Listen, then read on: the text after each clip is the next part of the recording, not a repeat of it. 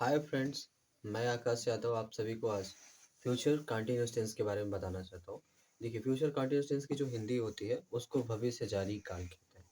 कि future continuous tense की पहचान क्या होती है? जिस हिंदी वाक्य के क्रिया के अंत में रहा होगा, रही होगी, रहे होंगे इत्यादि शब्द तथा समय का भी बोध न दिया जाए तो वहाँ पे हम उसको फ्यूचर कंटीन्यूअस टेंस कहते हैं। हालांकि मैंने इंट्रोडक्शन में भी लिख दिया है कि जिस हिंदी वाक्य क्रिया के अंत में क्या होना चाहिए, रहा होगा, रही होगी, रहे होंगे इत्यादि शब्द है, तो उसको हम कहते हैं फ्यूचर कंटीन्यूअस टेंस।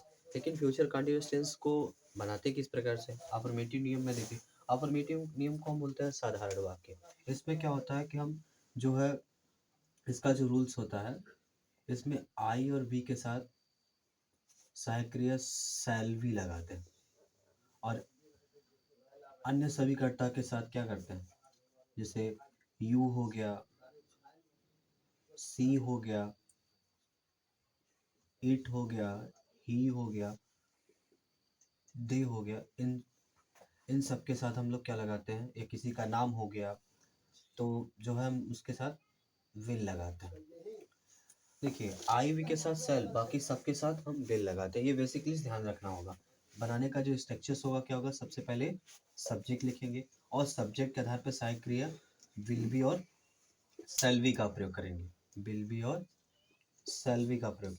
अब जब हम सहायक क्रिया प्रयोग कर रहे हैं तो फिर उसके बाद हमें जो वर्ब लिखना होगा और वर्ब में क्या करना होगा, आईएनजी लगे, क्योंकि कंटिन्यूअस है, कंटिन्यूअस में वर्ब में आईएनजी जोड़ देते हैं। फिर उसके बाद फिर हम अदर वर्ड का यूज कर देंगे, ऑब्जेक्ट का यूज करके फिर अदर वर्ड का यूज कर लेंगे, अदर वर्ड। ठीक, एग्जाम्पल देखिए किस प्रकार से बनाते हैं। मैं, सॉरी, हम किताब पढ़ रहे होंगे।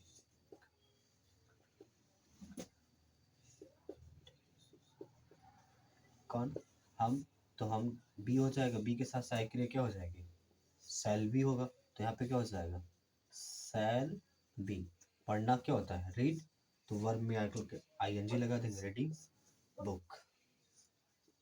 ठीक, अगला सेंटेंस देखिए, जैसे राम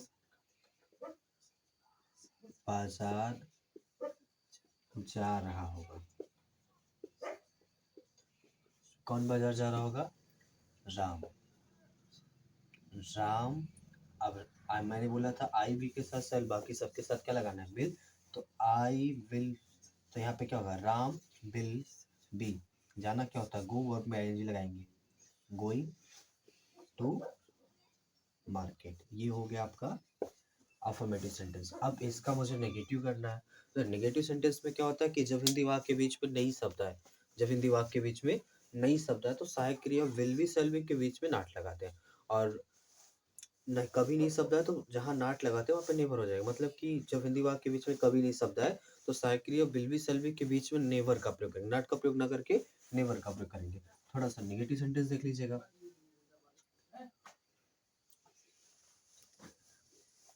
नेगेटिव सेंटेंस पे थोड़ा चलता है। नेगेटिव सेंटेंस को हम इस प्रकार से बनाते हैं, देखिए,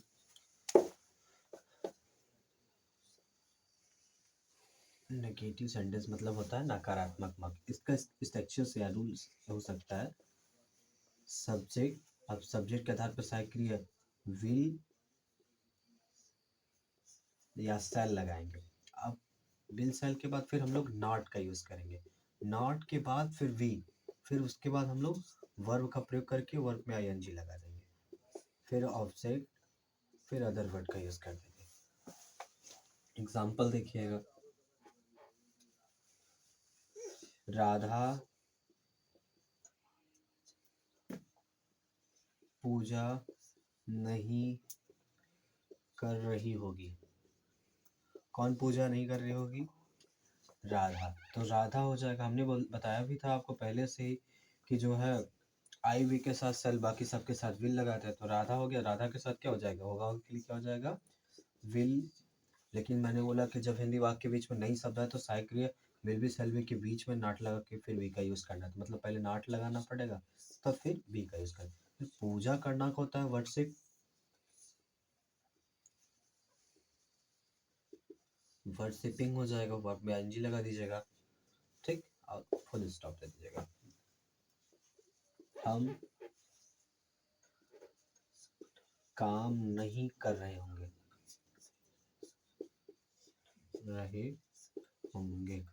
कौन नहीं कर रहे होंगे? अब तो बी हो जाएगा। अब बी के साथ साइक्रिया होगा, वो क्या लगेगा? सेल। लेकिन यहाँ पे नहीं शब्द मैंने बोला कि साइक्रिया के बीच में जो है नॉट लगाएंगे, वी सेल नॉट वी। अब काम करना क्या होता है? वर्क होता है, तो वर्क में लगा देंगे आईएनजी, तो क्या हो जाएगा?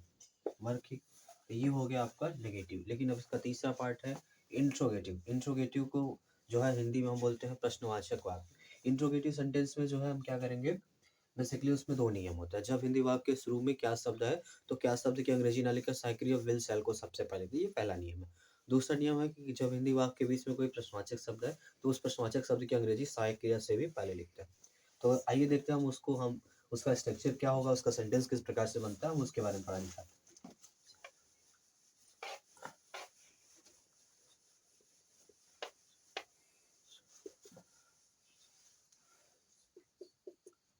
देखिए इंट्रोगेटिव, इंट्रोगेटिव को हिंदी में जो है प्रश्नवाचक वाक्य कहते हैं। तो इंट्रोगेटिव सेंटेंस का जो स्ट्रक्चर बनेगा, तरीके से मेथड बनेगा, इसमें दो रूल्स बनाते हैं, पहला और दूसरा रूल। पहले हम क्या करेंगे, साइक्रिया विल और सेल सब्जेक्ट के आधार पे लगा देंगे। फिर उसके बाद आप सब्जेक्ट लिखेंगे। उसके बाद यदि प्रश्नवाचक वाक्य में नई शब्द आता है, तो हम लोग सब्जेक्ट के बाद नॉट यूज करके फिर वी का यूज कर लेंगे। फिर हम लोग क्या करेंगे, वर्ब और वर्ब में फिर आईएनजी लगा देंगे। फिर यहाँ पे हम लोग क्या कर देंगे, ऑब्जेक्ट का यूज करेंगे। ऑब्जेक्ट के बाद फिर हम लोग अदर वर्ड का यूज कर लेंगे। सेकेंड रूल क्या है कि सबसे पहले हमें क्वेश्चन वर्ड को लिखना है। क्वेश्चन वर्ड के बाद तब हम साइक्रिया का यूज करेंगे। साइक्रिया विल ऐसा लगाएंगे सब्जेक्ट के आधार पर, फिर सब्जेक्ट यूज करेंगे। यदि मैंने बोला कि अभी प्रश्नवाचक वाक्य नहीं शब्द आया, तो सब्जेक्ट के बाद नॉट लगा के तब बी का यूज कर देंगे। फिर वर्ब में आईएनजी लगा देंगे। फिर ऑब्जेक्ट और फिर अदर वर्ड का यूज करके लास्ट में क्वेश्चन बनाएंगे। अब देखिए हम इसको सेंटेंस में किस तरह सेट करते हैं। क्या आप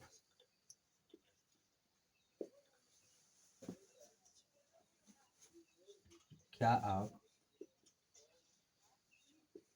क्रिकेट खेल रहे होंगे? Question mark. मैंने बोला कि जब हिंदी वाक्य के शुरू में क्या शब्द है, तो क्या शब्द की अंग्रेजी ना लिखकर हम लोग साइक्रिया विल या सेल को सबसे पहले लिखेंगे। कौन क्रिकेट खेल रहा होगा? आप। आपके आधार पर साइक्रिया क्या हो जाएगी? विल। तो यहाँ पे क्या हो जाएगा? Will you. मैंने बोला कि सब्जेक्ट के बाद फिर अब क्या करना है, बी का यूज कर देना। अब सीधे पीछे जाना है, होगा कि स्पेलिंग हो ही गया है। खेलना क्या होता है? प्ले। मैंने बोला कि वर्ब में क्या लगा देना, आईएनजी लगा देना। तो यहाँ पे क्या हो जाएगा, प्लेइंग क्रिकेट। और फिर क्वेश्चन। अगला सेंटेंस देखिएगा, संजय स्कूल में क्यों घूम रहा होगा?